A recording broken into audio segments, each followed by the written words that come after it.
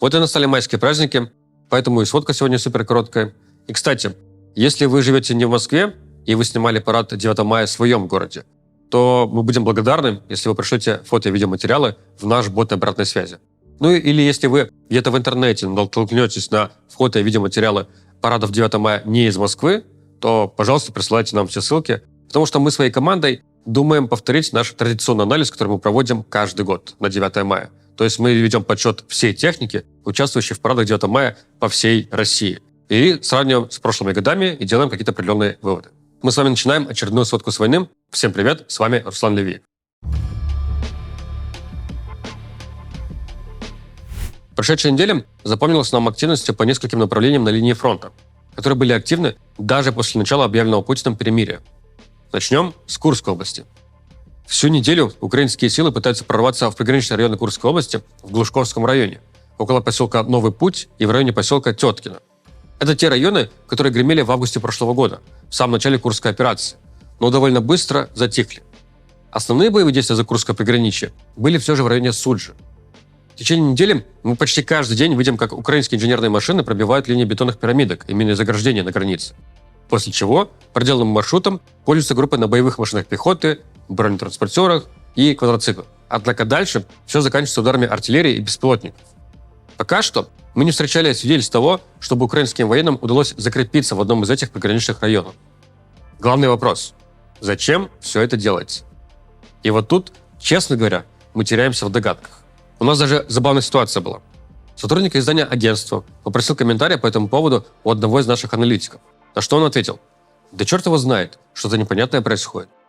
И в итоге агентство практически так и вставило в текст фразу, что аналитик CIT сказал, что черт его знает, что-то непонятное происходит. С учетом того, что идут бои за Сумское приграничье, можно было бы предположить, что это такой отвлекающий маневр, чтобы затормозить российские войска и атаки в сторону села Юнаковка. Но по идее, отвлекающие маневры нужны, когда противник слишком быстро продвигается, создает угрожающую ситуацию вам. По Сумской области такого не скажешь. Там российские военные как дошли до условной Локни, заняв полосу территории глубиной до 10 километров, так с тех пор и застопорились.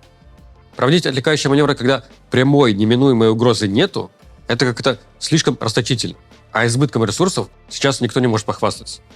Создавать новый плацдарм вместо потерянного в районе Суджи тоже нет никакого смысла. Поэтому какова цель этих атак, у нас пока ответа нет. Отдельно отмечу, что мы, с одной стороны, часто отмечаем недостаток бронетехники у России, из-за чего российским солдатам часто приходится идти в атаку на гражданской технике. А тут вот мы видим пример с обратной стороны. Целые колонны квадроциклов, на которых в атаку идут украинские военные. Кстати, именно в Курской области на этой неделе ударом «Хаймерса» уничтожили очень редкую установку реактивной системы залпового огня «Ураган-1М». Некоторые опознали эту машину как северокорейскую установку РСЗО М1991. Но мы в CIT, а также исследователь Якуб Яновский, который ведет в списке Орикса по потерям техники, уверены, что это именно «Ураган-1М». Душнил попрошу не путать «Ураган» и «Ураган-1М». Обычный «Ураган» калибра 220 мм встречается часто, и он не является редким. А вот двухкалиберный «Ураган-1М», который одновременно и калибра 220 мм, и калибра 300 мм, это прям уникальный, редкий зверь. Северокорейский М1991 тем более является редким. А все это значит, что потеря любой из этих двух названных установок важна скорее символически, а на расклад боевых действий никак не влияет. Что же касается северокорейской установки РСЗО, то мы уже видели ее в российских тылах, в российском распоряжении. А на этой неделе впервые появилось видео ее боевого применения. На ней мы видим тактический знак группировки войск «Днепр», а это значит, что она работает где-то на оккупированной части Херсонской или Запорожской областей. Скорее всего, стреляет через реку Днепр. Хочу кратко прорекламировать VPN Liberty. Если у вас проблемы с загрузкой и качеством роликов на YouTube, переходите по ссылке в описании и пользуйтесь VPN неделю бесплатно. Вернемся к фронтам. Еще одно направление линии фронта, где были заметны изменения на этой неделе. Это Лиманское направление. Там российским войскам удалось расширить зону своего контроля около сел Новомихайловка и Новое. Поскольку на Лиманском направлении удается больше продвигаться, то именно его на данный момент сделала приоритетным группировка войск «Запад», которая при этом воюет еще и на Купинском направлении. Поэтому с Купинского на Лиманское направление были переправлены ресурсы первой танковой армии. Это типичная тактика российской армии в этой войне. И мы увидим, что если на Лиманском направлении Россия опять упрется в оборону, а на Купинском пойдет прорыв, то ресурсы перенаправят обратно. Это каждый раз. ищут слабое место в обороне, бросают туда резервы, пока получается продвигаться, в какой-то момент снова упираются в оборону и дальше по новой ищут новое слабое место. К числу странных украинских атак можно добавить атаку на Торецком направлении, где ВСУ направили в самый центр охваченного боями Торецка все самое дефицитное.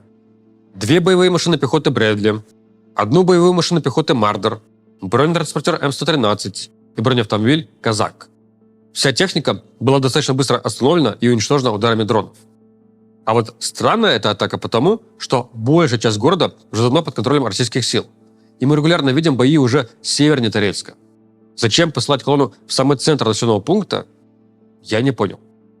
К изменению линии фронта около города это не привело. А вот на западном фланге Торецкого направления изменения заметны. Бои идут вдоль трассы Покровск-Константиновка. И они идут в селах Новоленовка и Новая Полтавка. Также есть продвижение российских войск в районе сел Леонидовка и Александрополь. Покровское направление продолжает напоминать мем «поднять ворота, опустить ворота». Помните, я вам рассказывал про поселок Шевченко, который то российские войска захватят, то ВСУ обратно частично отобьют. И вот на этой неделе то же самое произошло с селом Лысовка. В понедельник сначала Минобороны России заявила о полном захвате села, а следом за ними ВСУ сообщили о восстановлении позиций в этом селе. На Новопавловском направлении российские войска дошли до села Новоалександровка, поселка Котлеровка и села Богатырь. Как видите, все вот эти вот слухи про то, что якобы российским войскам поставили задачу к 9 мая выйти на границы Днепропетровской области, чтобы показать хоть какие-то достижения, оказались не более чем фантазиями, о чем я и говорил. Никакой особой активизации, переброски дополнительных ресурсов на это направление за прошедшее время мы не отметили. Что касается 3-дневного перемирия, объявленного в одностороннем порядке Путиным, то ситуация была похожа плюс-минус на пасхальное перемирие. То есть дальнобойных ударов ракетами и шахедами по Украине действительно не было. При этом по большей части линии фронта боевые действия продолжались примерно как обычно. Хотя да, на отдельных направлениях отмечена остановка боевых действий. И тактическая авиация применялась на отдельных направлениях фронтовых действий. И также Кремль снова повторил свой категорический отказ от 30-дневного перемирия, поставив условием отказ от поставок военной помощи Украине. И для Трампа ситуация уже настолько зашла в тупик, что ему пришлось обратиться и к Эрдогану, и к руководству Китая с просьбой повлиять на Путина, чтобы он пошел на замораживание войны. Вот такой крутой переговорщик Дональд Трамп. Кстати, на прошедшем в Москве параде 9 мая мы заметили одно знакомое нам лицо. Это генерал-полковник Ким Йон Бок, приближенный к Ким Чен Ыну военачальник, один из заместителей генерального штаба Корейской народной армии, который командовал корейскими войсками, участвовавшими в российско-украинской войне. Что будет дальше с корейскими военными в России, честно говоря, пока непонятно. Мы давно уже их не видим где-то на фронте, так что нельзя исключать, что их могут просто вывести и отправить домой. Опять-таки, исчезновение такой довольно небольшой, к тому же далеко не самой эффективной группировки войск большого влияния на фронт не окажет. И еще, по поводу 9 мая. Великая Отечественная война длилась 1418 дней. А знаете, чем важна дата 12 января следующего года? Тем, что это будет 1419 день полномасштабного вторжения России в Украину. То есть нынешняя полномасштабная война превысит по длительности Великую Отечественную.